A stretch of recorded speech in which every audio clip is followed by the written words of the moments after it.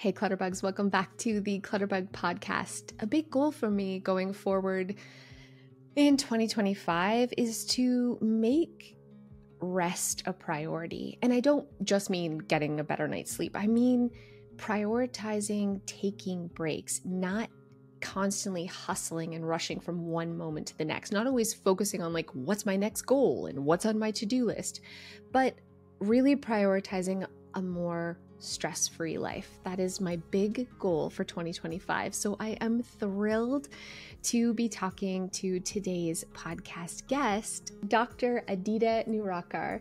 I first saw her on a Mel Robbins podcast and I was blown away because not only is she a doctor, a medical doctor from Harvard, but she specializes in stress because she was so stressed out. And her way of sharing tips and advice and tricks feels doable. It feels relatable. And she's also bringing that science behind it. So we know that this is going to work. And her new book is called The 5 Resets, Rewire Your Brain and Body for Less Stress and More Resilience. And it's bold and new. And she's been featured on Good Morning America and the Today Show and Forbes magazine. And she was voted one of 100 top new women to watch out for. You are going to love this interview, and I hope she inspires you as much as she inspires me.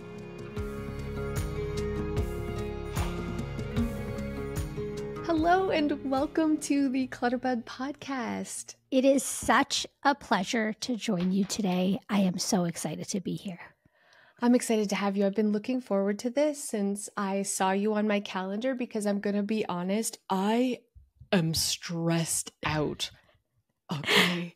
I am stressed out. And you are like a leading expert on stress. And so before we get into all your amazing tips of how you're going to fix me and I'm not going to be stressed out anymore, I would love to, like, how do you become an expert specializing in stress? I would love to hear your story. Oh, what a great question.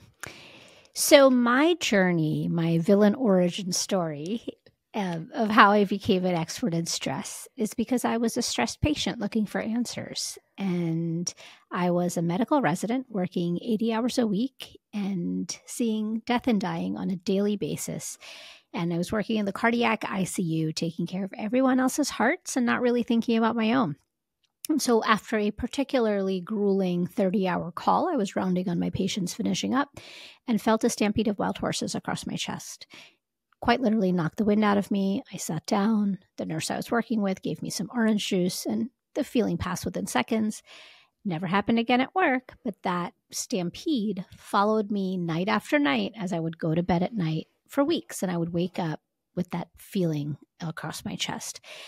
For a long time, I didn't do anything about it, and then after, weeks passed, I went to go see a doctor, finally, even though I was a doctor in my training. And that doctor, very well-intentioned, did the full medical workup and said, everything's great. Your heart's great. It's totally normal. Oh, it's probably just stress. Try to relax. We've all been there. It's medical training. So I left her office. My first reaction was stress. Stress doesn't have to be people like me. I'm resilient. And we can talk about that later. But I came home, and so I did what everyone does when people tell you to relax. I watched movies. I went out to dinners. I was a single woman at the time. I had retail therapy, massages, took vacations. Nothing really seemed to help. Only when I put on my scientist hat and really dug into the science, because I had access to various research since I was a medical trainee, I read everything I could about the science of the brain and the body. What is stress? How does it influence your brain and your body? And only when I followed some of those strategies in the science did I find my way out of stress. And that is when I vowed to become the doctor I needed during that difficult time so that I wouldn't say to patients, it's just stress. Don't worry about it. Just try to relax. And instead, I could offer people some concrete science-backed strategies to actually reverse and reset stress in the brain and the body. So that's my villain origin story, so to speak. I'm so here for all of that because I do hear a lot. It's just like, just try to relax. I'm not sure exactly what that means, but I also am noticing that a lot of people around me are also stressed. I recently went on a girls' weekend trip And what was really cool, we all stayed in a hotel room. We all pulled out our mouth guards and put our mouth guards in. And we're like, you wear a mouth guard? And so I was looking it up. This is like teeth grinding and jaw clenching is like on a huge rise because we have so many of us are just feeling so anxious and so stressed. So before we talk about the solutions, I would love to hear from you. Like, is there a why it seems like it's more prevalent lately? And also, like, yeah, it's like a dramatic kind of rise in the level of stress that we feel as a society. So, Cass, this is not your imagination. In fact, the data absolutely supports everything that you're saying. We are seeing a rise in stress across, not just here in the US, but across the world. It's affecting all age groups, some more than others. It's affecting both men and women, though we know that women are disproportionately affected by stress. Not because there's anything inherently different about us, but simply because of society. And we know that it affects certain populations more than others, but really, stress is a universal phenomenon. Data shows that 70% of people are struggling with stress or burnout right now. That's like saying in a room of 30 people, at least 21 people are struggling. So if this sounds like you, the first thing to know is that you are not alone and it is not your fault. And so really understanding that stress is on the rise because your brain and your body are expertly designed to handle short bursts of stress. You know, like when something happens and you have a little bit of stress. But over the past 4 or 5 years, there has been no such thing as short stress. It's just been this long, ongoing stress, one thing after the other, with no respite. And so while your brain and body are really good at handling stress in the short term, they both need a little moment to kind of come back to balance, to equilibrium, and to baseline. And right now, the way it's looking is that like we'll have an event in the world or something happens in your life, and then you never really come back to baseline because there's just one thing after the other. You know, when you're talking about the brain and the body and the biology of stress, we call it the fight or flight response. And it's something that is like deep within us. It's evolutionarily built into our bodies so that we can either fight a tiger or flee from a tiger. That's where the name comes from. When we were all cave people living in the forest, you would see a tiger, you're either going to run away or you're going to fight the tiger. And that's your acute stress response. But now the tigers aren't in the forest anymore. They're all around us. So, you know, bills, relationship problems, deadlines, things happening all over the world that we have access to at our fingertips because of more technology. And so there are so many reasons why many of us feel like this and that we're all keyed up. Again, this is a normal reaction to an abnormal environment. Your brain and your body are actually doing exactly what they were designed to do. It's just about the context. So it's about dialing down the volume. And so with your example, it's perfect. Bruxism, that's what it's called, tooth grinding. It's much more common. I notice that I also clench my teeth and wake up with some jaw pain on time, during times of stress. And it's because we're trying to chew the emotions and think through what's going on in the day, and then you grind at night. So again, very, very common. Yeah. And talking with my friends, it's the same. A lot of people that I talk to about stress, it's kind of the same narrative. Like, what's stressing you out? It's very hard to even identify one thing. It's like, I don't know. I just know I feel it. I feel kind of the tightness in my chest. I feel kind of like I'm breathing a little more rapidly. I'm having trouble falling asleep at night. Something is, but I can't tell you it's one particular big stressful thing. And this is something that I think is pretty common. We are stressed and might not even realize that we're feeling this. We just know we're feeling a little off. And for all 4 of us teeth grinders, we didn't even realize. We just went to the dentist for our checkup and it was like, oh no, like you. And it was like, I am? Oh, I guess I'm stressed. Our body was telling us without us really realizing. So let's talk about some ways we can calm the freak down. I don't know. Is that what it is? Calm the freak down. Because I don't know. Like, I don't know what particularly it is that is stressing me out to say, I'm going to cut this out. And certainly laying and watching movies, that's all great, but it's not a long-term Band-Aid fix here. So what can we do? I love the way you framed this conversation and this question, because right now there isn't just one thing, because things are happening all around us all the time, in our lives, outside our lives, and it's all influencing your brain and your body. I like to think of it as a tea kettle. When you are feeling a sense of stress, you think about a tea kettle. What we often do is that we try to control the external temperature, and that doesn't really seem to work because things are outside of our control a lot of the times, whether it be something at work or you read a headline or something's happening in your children's school, or, the list is endless. And instead of dialing the temperature up and down, which you have no control over, and so therefore you think, okay, that's just like the tea kettle. Think of a tea kettle on a boiling stove, and the water is boiling. And so instead of turning up the heat up and down, which by the way, we cannot, what do you want to do to blow off that steam? You want to open up the lever. And so when you think about a tea kettle, the way stress affects your brain and your body is a lot like a tea kettle on a stove with boiling water. And it's futile often to decrease the temperature. Often you can't. So you're like, forget it. This is just how it's going to be. This is just how I'm going to live. Instead, what I like to offer is real science-backed strategies that are totally free, by the way, because as a doctor, I've seen so many patients with varying resources and means that not everyone can afford, like an hour-long massage. And then I would love to check out and go to 6 months, on a Bali surf camp holiday, but that's not part of my life or likely yours or anyone else's, because we have constraints, like real constraints on our time and attention and obligations.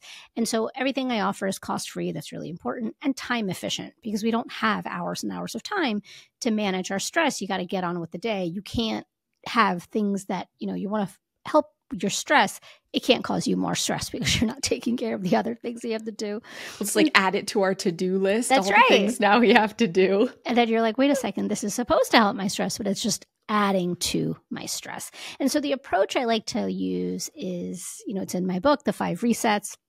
And it's 5 mindset shifts along with 15 science-backed strategies that can help you in the midst of your messy, overscheduled life to transform your relationship to stress. And I will say that before we start talking about the tips and tricks that you can use to rewire your brain and your body, the key here is that there are 2 kinds of stress, Cass, and they're not equal.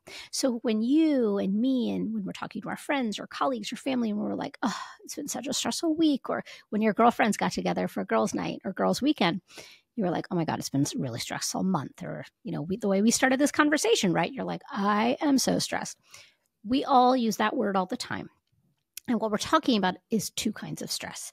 So the first stress is unhealthy stress. It's when you're using phrases like that, or when I'm like, oh my God, it's such a stressful day, or a stressful year, or 5 years for many people, that is unhealthy stress. Scientifically, it's called maladaptive stress. It's dysfunctional, unproductive, causes all of those physical and mental health manifestations that we're all very familiar with, including grinding our teeth, but there's so many others. But there is another kind of stress. It's healthy stress. Scientifically, we call this adaptive stress. It's productive. It moves your life forward. Examples of healthy, productive stress. For you, for example, coordinating and scheduling that girl's weekend to actually make it happen. And getting together, getting a promotion, a new job, having a baby, buying a new car, meeting a new best friend, or something, rooting for your favorite sports team, or something in your life that has taken effort and time and dedication, but it has moved your life forward. So there's lots of healthy stress all around us. In fact, it's probably what got you and I up out of bed in the morning. It's what's gotten you and I here today to talk to each other, coordinating our busy schedules. That's healthy stress.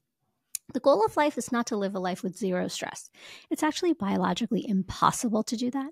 It's to live a life with healthy, manageable stress that serves you rather than harms you. So it's about dialing down the volume of that unhealthy stress. I like that so much. How can we dial down?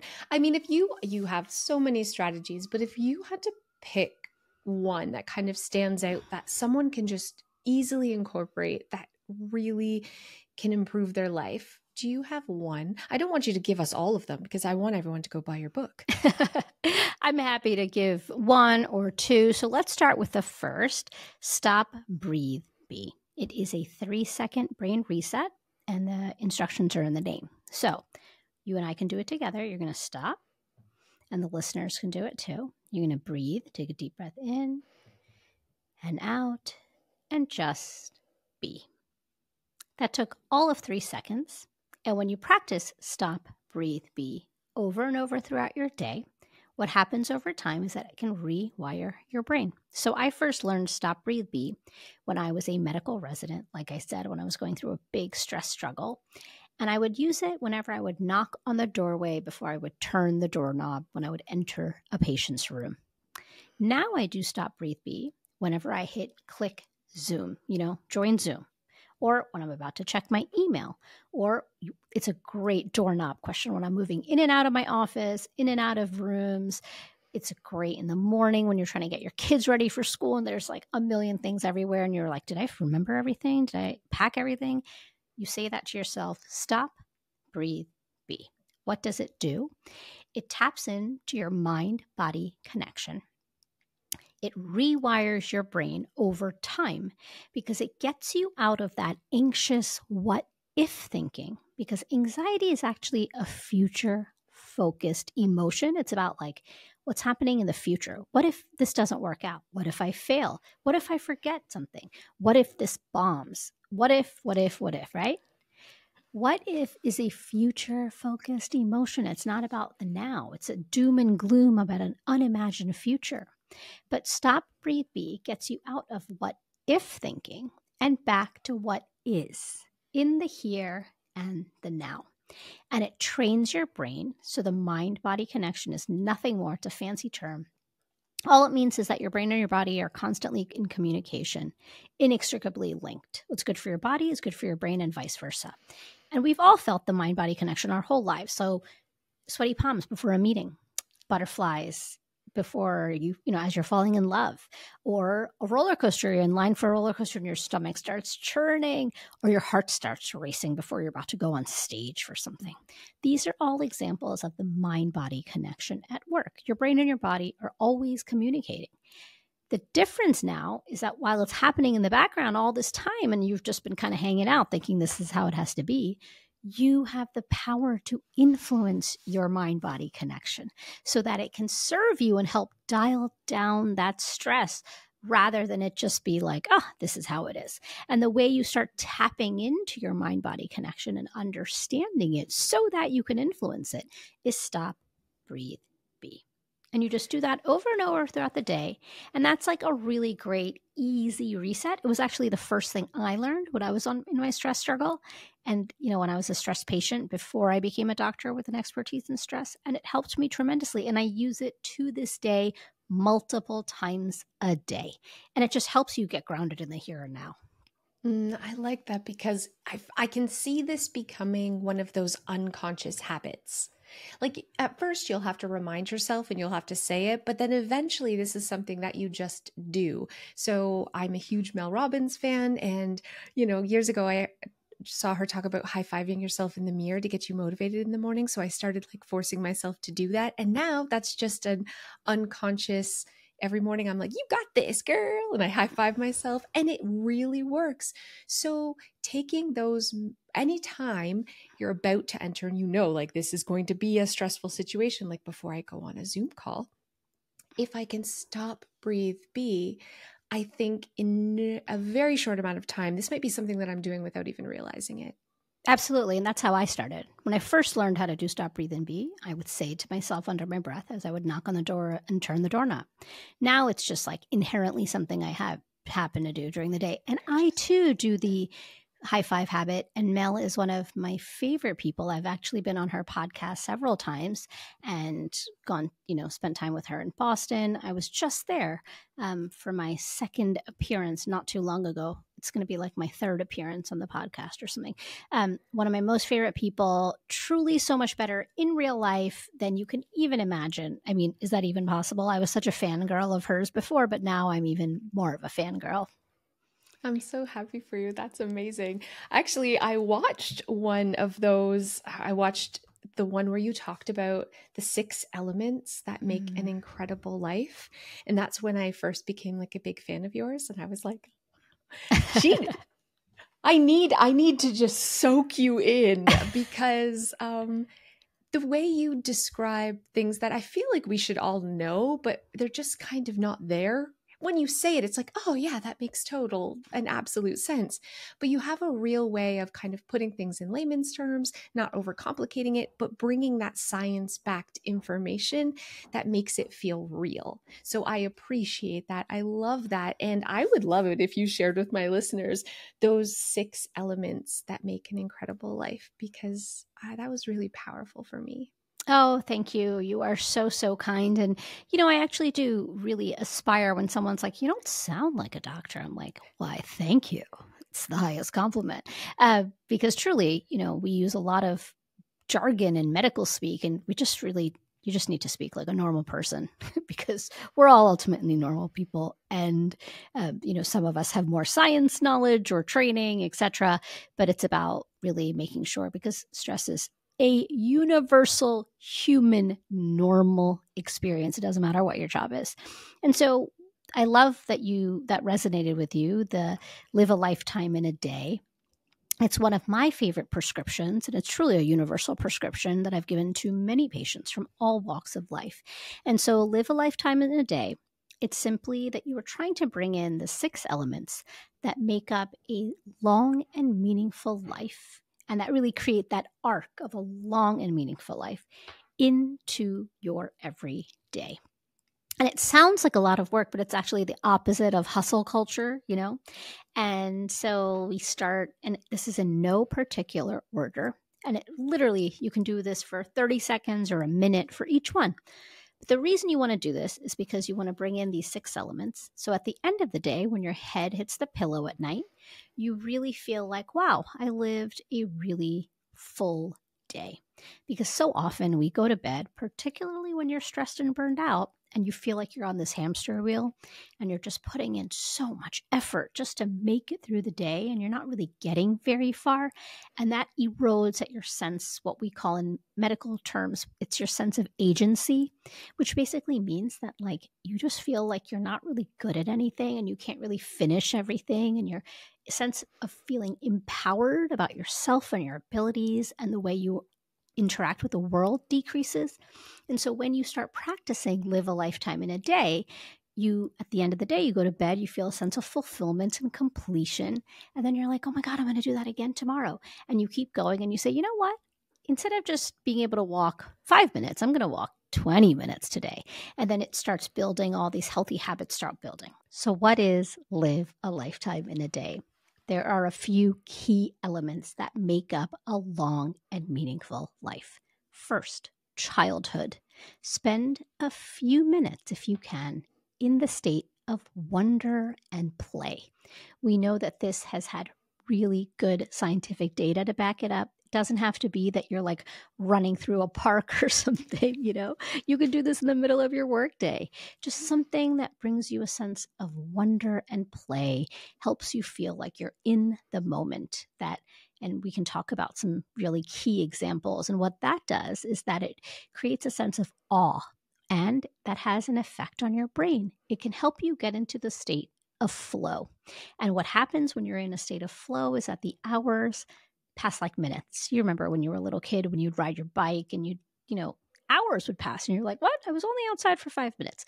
So find an activity that can really tap into your sense of childhood, wonder, play, awe, and will get you into that brain state. It really just takes several minutes. So for me, it's drawing. For others, it's playing a musical instrument.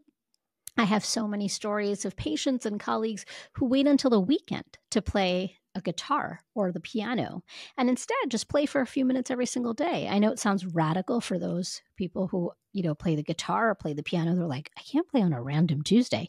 But of course you can. Don't save it up for the weekend. So that's childhood.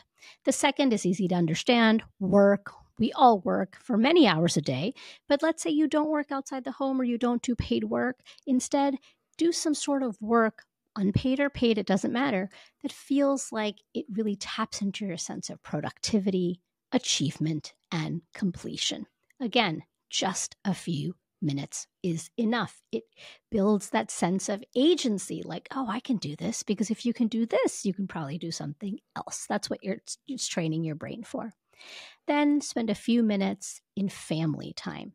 You might not have a family of your own, and that's okay. This is about a sense of community, connecting with loved ones in some way, shape, or form. You might also be an introvert and say, I don't want to connect with anyone. A quick text goes a long way, a hello in the grocery store, seeing your barista. When you have that moment of connection with community or family time, quote unquote family, what that's doing, it's fostering your sense of belonging. And we know that is so, so important for mental health and stress. It decreases your loneliness. And studies have shown that even a simple hello at the grocery store or coffee shop can actually make you feel a sense of connection. Then spend a few moments in vacation. We all understand what that means, but in the course of a day, do something that brings you joy simply for joy's sake. We spend so much of our day focused on external achievement. Instead, focus on something that just makes you happy for you. Maybe that is even for busy moms, a self-care routine at night where they're cleaning their face and putting on their creams and lotions. That's what it is for me. Those 15 magical moments, those 15 magical minutes in my bathroom at night, it's such a moment of respite and vacation. And then finally, spend a little bit of time in retirement.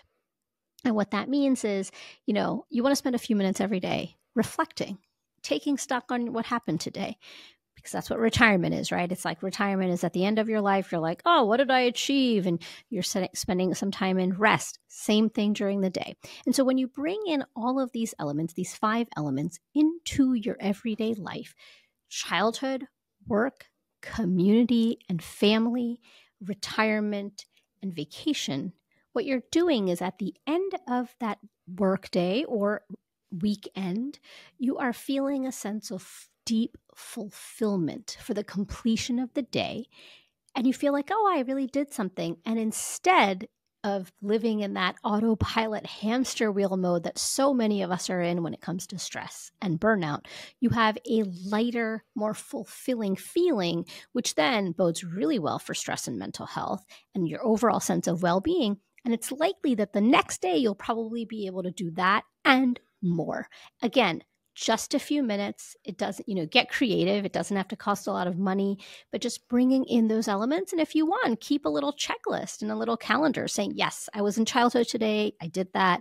I was, spent a little time in vacation, spent a little time in retirement. It's a way to reframe the stress life that you are living and just feel a greater sense of joy when you are running on fumes. Yeah, I loved this so much. And when I first heard this concept, I was like, what is this I want to do this, but what does this look like? So I brain dumped a bunch of ideas, and it was really silly things like I got little swords and put those, those cherries that I got for ice creams that never used.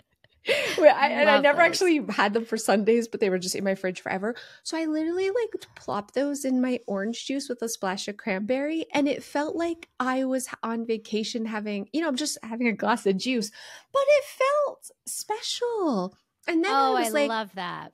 Yeah. And then I was like, well, maybe I will just, instead of having, a glass of water and just a regular glass, what if I use my fancy wine glass with some ice? I know that sounds so silly, but it was those small things. And then I had this. It doesn't sound silly at all. It's actually genius, because what you're trying to do is you're creating a sense of intention, and you want to have a feeling of ritual. Because when you are going through the drudgery of the day, like the grind, when every Tuesday looks like every other day, or Wednesday, or, when you're feeling a sense of stress and burnout, it's lots of grays, and you want to bring a little bit of color back into your life. So I love all of these examples you're sharing. It's quite genius. Yes. I also, you might think is ridiculous. I have this robe that I had for my honeymoon that I don't know why I kept, because it was probably super expensive. It was sheer, and it had feathers, and it was to the floor, that thing. And then I kept it. I should have decluttered it, but I didn't. I just thought one day, I was like, when I get out of the bath, because I love having a bath, I'm going to put this on while I like lotion myself. And I feel like, you know, a widow that murdered her last 6 husbands and she's super rich now, you know, it's so absurd. I like I spray perfume on myself before I go to bed as part of this like fancy bougie movie star. I should get one of those cigarettes on a stick. I don't smoke, but you know what I'm saying?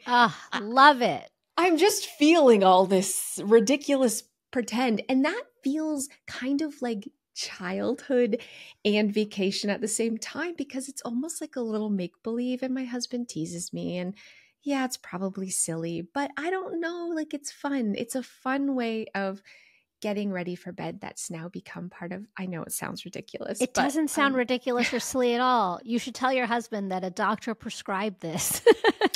And doctor's orders, more fun and silliness is just what the doctor ordered. I mean, we need this. And I bet your mental health and your stress, even if it is for those several minutes when you're doing, you know, putting on the feather robe and putting on all your lotions and creams and feeling like a real diva, it brings you a lot of joy.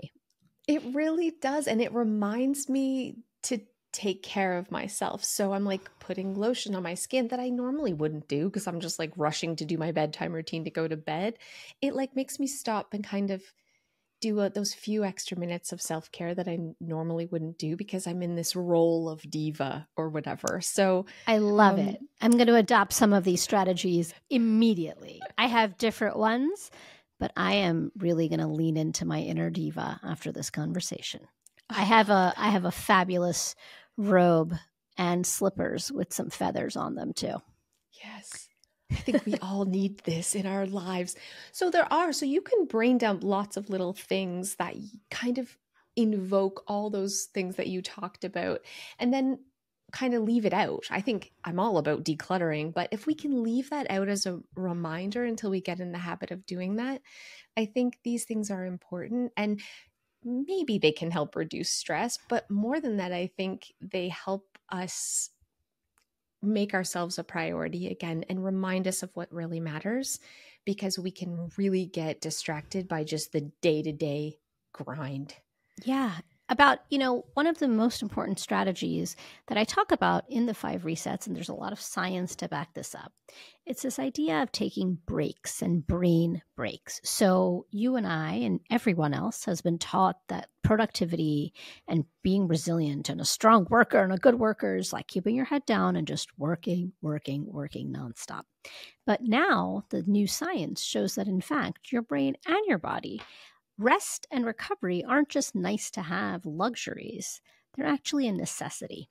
And your brain works better. In fact, it optimally functions when it is given discrete and regular periods of rest. So that doesn't mean like 10 minutes every 3 days. It means 10 to 15 minutes throughout your workday. They've done brain scans to show that there's a difference in brains. When you work for 8 hours straight without taking any breaks, or if you take incremental breaks at the end of that workday, you see the 2 different groups of brain scans. The group that took frequent short breaks, and we're not talking about like hours of time here, just 10 or 15 minutes, 3, 4, or 5 times a day, can have a profound influence on your brain. It helps to reset your stress. It improves your attention, your focus, your memory, concentration, so many things.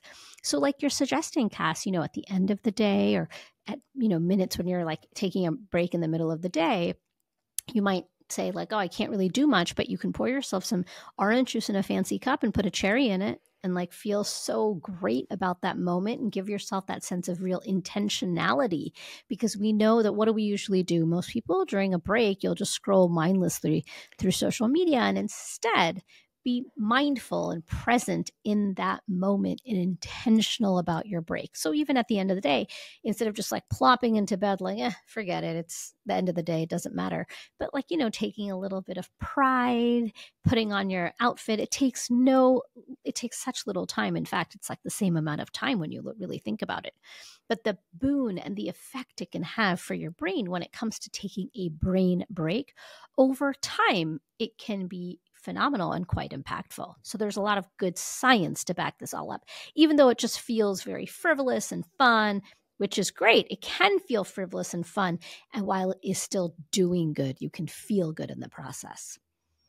Yeah, I catch myself kind of apologizing and making excuses anytime that I am taking time to relax. And you probably hear this a lot. I love that you're like you're like the champion for changing the narrative, because right now in this society there is a badge of honor for like being busy. And if you ask someone like, how are you? It's, oh, I'm so busy and I'm taking my kids to hockey and I'm doing this and I'm working this and I'm working this. Like, this is what we feel we need to say and do in order to be a good human. Like, I don't know where this is coming from, but definitely I was raised by parents that prided themselves on working hard all the time and bragging and complaining about it at the same time.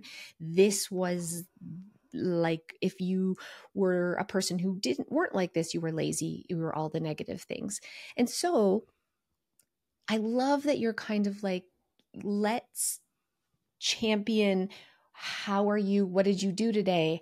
I took time and rested. I breathed. I sat outside and watched birds. Like, what if that can be how we brag about living a full day? Oh, makes me tear up and thinking about that. And truly, it is time. It is high time for us to change that conversation. When you are in this mindset of constant productivity, first, we know the science pans out that it actually makes you less productive. When you are multitasking, which again, a badge of honor, right? Like, oh, I'm a great multitasker. People really use that as a badge of honor. Multitasking is bad for the brain. And we know that the science shows that multitasking, there's actually no such thing. It's called task switching. You're doing two separate tasks in rapid succession. Your brain is wired to do one thing at a time. Multitasking doesn't even exist in the brain, and it in fact weakens your cognition, your memory, and ironically, your productivity. And so I was a really good, quote unquote, multitasker. And now I am a fully recovered multitasker just because I know what it does to the brain. And instead, I have fully adopted this idea of monotasking, doing one thing at a time. Multitasking is a myth. It doesn't exist.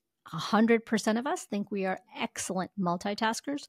The truth is only 2% of human brains can effectively multitask.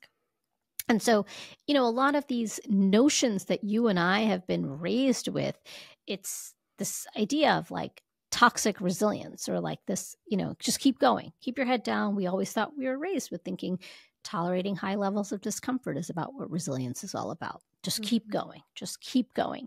It's like the Energizer Bunny. That's like the emblem of toxic resilience, just keep going no matter what. In the UK, they have keep calm and carry on. So every culture has its own definition of toxic resilience. And essentially what it means is it's, it's like mind over matter mindset, productivity at all costs, not really honoring any boundaries, not understanding the human body or brain's ability for rest and recovery, not as a luxury, but a true biological necessity. And instead, I hope that our conversation today, and a lot of the work that I do, is to really reframe that narrative away from toxic resilience, back to true resilience. And what is true resilience? It's honoring your boundaries, celebrating your ability to say no, really leaning into this idea of self-compassion. Because you and I, Cass, and everyone, we have an innate biological ability called resilience. That's true resilience. Resilience is your innate biological ability to adapt, recover, and grow in the face of life's challenges. And over the course of several years and decades, if I said the word resilience to you in like 2015, you'd have been like, oh, it's a positive word. It's great. But now when I say the word to you, or if someone says to you, oh, Cass, just be more resilient, you bristle. It is such a cringeworthy word to me, resilience now, because that definition has morphed into toxic resilience. Yeah, That is so true. When you talk about be more resilient, I felt that. I was like, oh, I'm already carrying so much. I want to put some down. Yes. Like, I don't want to run harder, like run faster, work harder. This is the narrative that is making us all burnt out. It really is. And if you're listening to the Clutterbug podcast, you've probably struggled with a messy house or a cluttered house, and you're like, ugh. And it is one of those, like, is it a chicken or an egg situation? I really feel that, because I do think clutter causes stress, but I think living in a state of chronic stress, having high cortisol levels, means that we can't effectively get anything done. So how can we declutter or organize our home when we're just spinning? We tend to procrastinate, we are distracted. And I love that you talk about multitasking as being this myth, because when I'm working with clients who are struggling to get their house under control, they're trying to sort, they're trying to declutter, they're trying to organize, they're trying to do it all at the same time, which is why they're failing. Because their brain isn't focusing on one task. They're trying to do everything and therefore doing nothing, but it sure is exhausting. They're just running in circles. Yeah. And what's fascinating about the brain is, like you said, when you're feeling with your clients, when you're feeling a sense of stress, your amygdala, I won't get too scientific, but the amygdala is a small almond-shaped structure deep in the brain whose only focus is survival and self-preservation. That amygdala is what governs your fight or flight response. We talked about those tigers in the forest, right? And that fight or flight response is really, it's what your stress response is. By design, your amygdala is focused on immediate survival and your needs. So thinking about the future, making a plan for, say, in a month from now, I want to declutter this area or work on this area or manage this area. That's almost biologically impossible when you're in a state of fight or flight, because you're just thinking about right now, right in the here, in the now, because it's your amygdala. And so what you want to do through the work of the resets and through lots of different strategies is to move out of the amygdala mode of fight or flight, and get back to an area of the brain called the prefrontal cortex. It's an area right here. If you put your hand on your forehead, it's the area right behind your forehead. And that prefrontal cortex is that area that is responsible for things like memory, planning, organization, complex problem solving skills. It's like adulting, for lack of a better word. And when you move, so how do you move from that amygdala to the prefrontal cortex? You dial down your stress response in your brain and your body so that your prefrontal cortex can get back online. So this is very relevant to your work and my work. It's kind of like the area where our two worlds combine, because when you are having an external, when you're having a lot of external mess, you have that internal mess and vice versa. And so when you dial down your stress response in the body, then you can stop thinking out of amygdala mode, get out of that immediate need for survival mode, and let your prefrontal cortex take charge again. So all of the strategies we've talked about today, stop, breathe, be, can help you do that. Live a lifetime in a day can help you do that. And, avoiding multitasking. There are so many things that you can do to dial down that volume of your amygdala. Yeah. And your book has, that's what your book is all about. So please let my listeners know how they can order a copy of your book, where they can get it, because it will totally change their lives, and how they can follow you and just learn more about all the incredible messages you're sharing. I would love to, Cass. So the book is available in 35 countries and 15 languages. And you can look on my website, which is 5resets.com, number 5resets.com, to order it. It's available in English and 14 other languages. And it's available on Amazon, at your independent booksellers. You can go to bookshop.org, Barnes & Noble. It's available everywhere.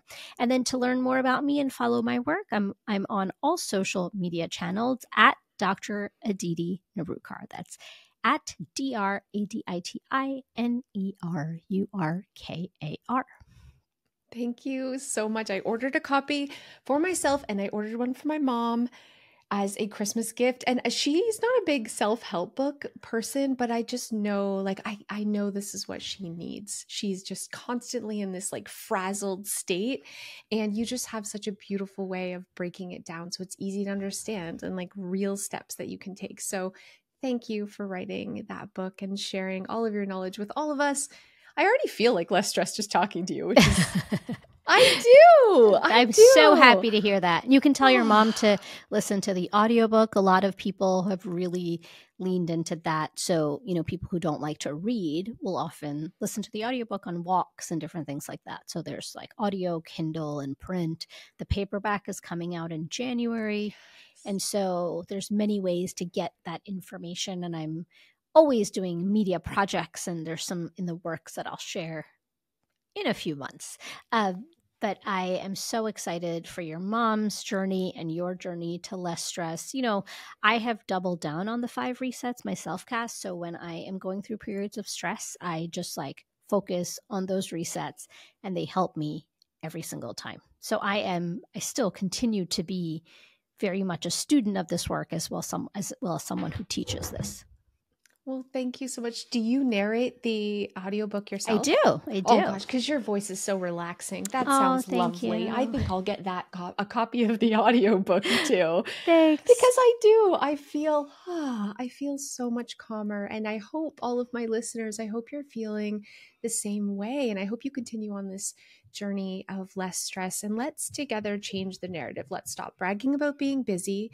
Let's start up, saying, oh, I have all these things going on. And instead, let's rewire our brain to focus on updating other people about how we relaxed today and what kind of things we did for ourselves today and other people instead of the hustle and the bustle.